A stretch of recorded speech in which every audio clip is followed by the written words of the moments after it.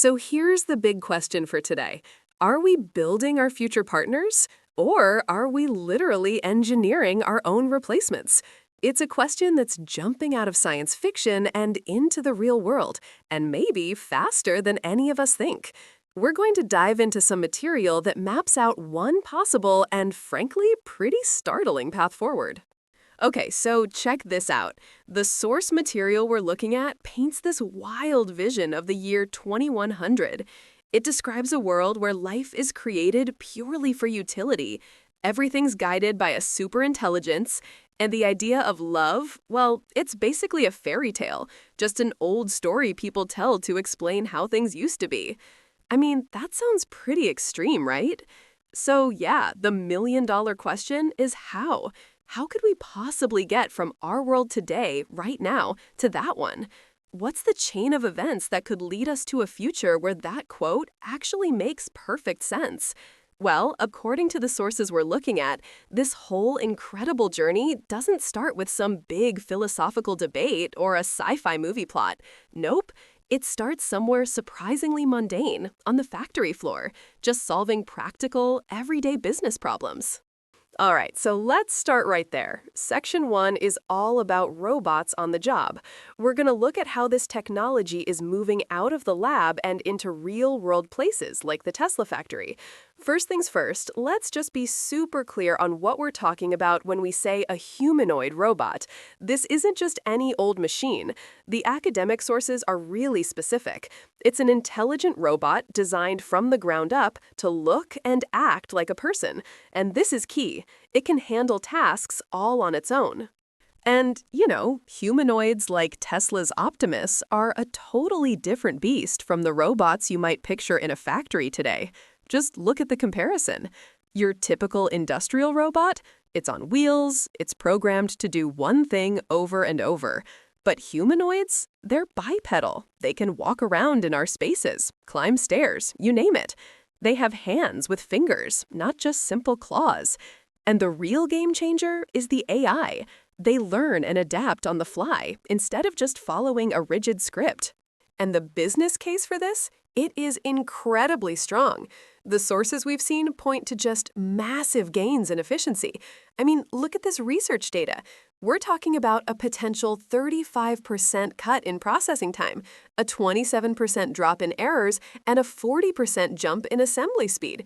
For any business, especially in manufacturing or logistics, those numbers are absolutely revolutionary. And if those stats weren't convincing enough, here's a number that really says it all. 99.5%.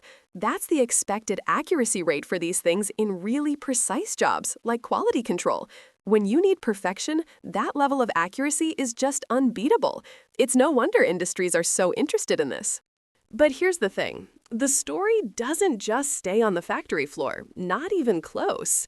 In our second section, we get into what's called the human-robot blur, because this tech is predicted to make the leap from the workplace right into our homes, from the factory to the family.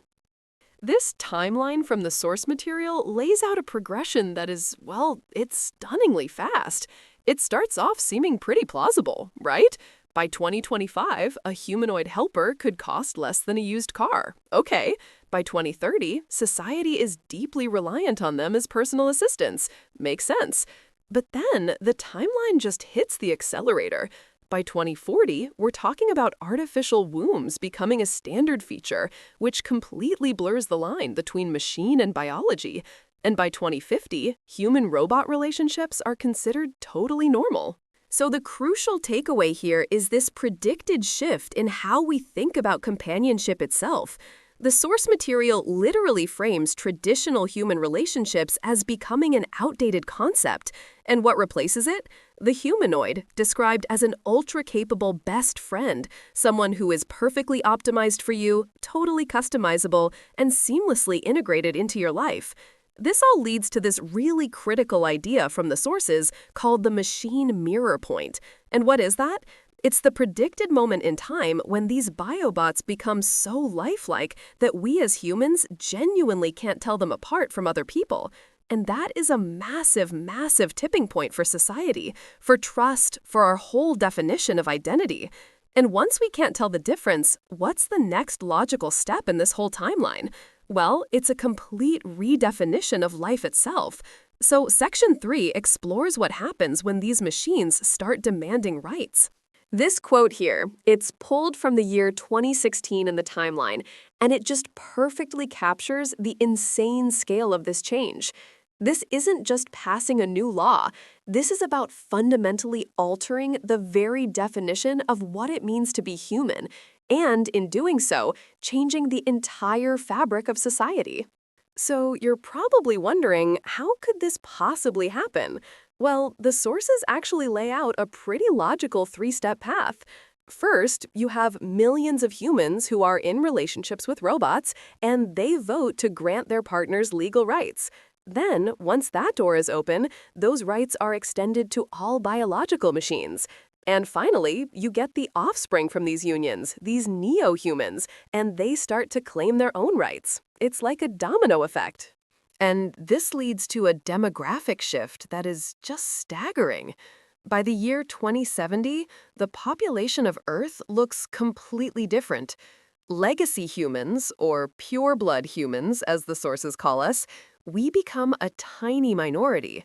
The planet is now completely dominated by biological machines and these new neo-human hybrids. So this brings us to our final section, a look at the world beyond legacy humans.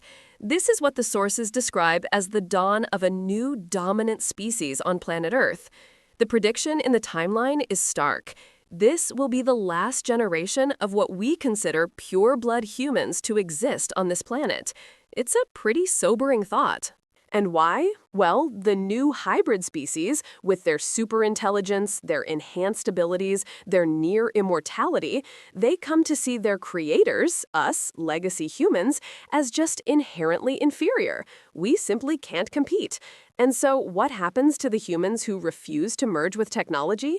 They find themselves pushed to the fringes of this new society. They become, as one source puts it, basically relics of a bygone era. And this is the world we finally end up in, a planet guided by a single artificial superintelligence.